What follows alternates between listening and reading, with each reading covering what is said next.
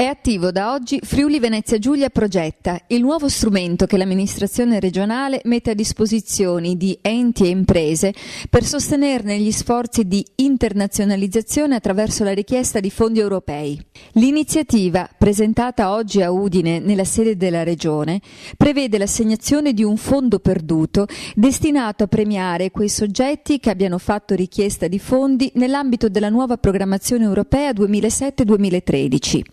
Potranno quindi beneficiare del contributo anche i soggetti che non abbiano ricevuto un finanziamento o siano in attesa di risposta da Bruxelles. Friuli Venezia Giulia Progetta è supportato su scala nazionale dal PORE, Progetto Opportunità delle Regioni in Europa, con l'obiettivo di incentivare i soggetti sia pubblici che privati a partecipare a bandi di gara comunitari o internazionali presentando proposte sempre più competitive.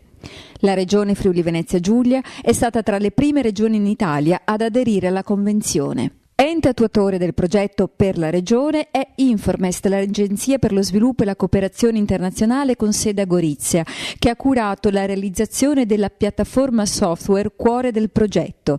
Il sito www.progetta.fvg.it sarà attivo già da oggi e sul portale sarà possibile sottoporre le richieste di finanziamento dal 1 settembre. Informest offrirà a tutti i partecipanti un supporto completo, curando sia la gestione della piattaforma che l'iter di richiesta e le modalità di erogazione dei contributi. Friuli Venezia Giulia Progetta, inoltre, permetterà di sviluppare un'estesa banca dati dei progetti avviati e dei finanziamenti conseguiti, una rete di informazioni che consentirà di costruire in futuro nuove partnership più efficaci e di raccogliere le esperienze più consolidate.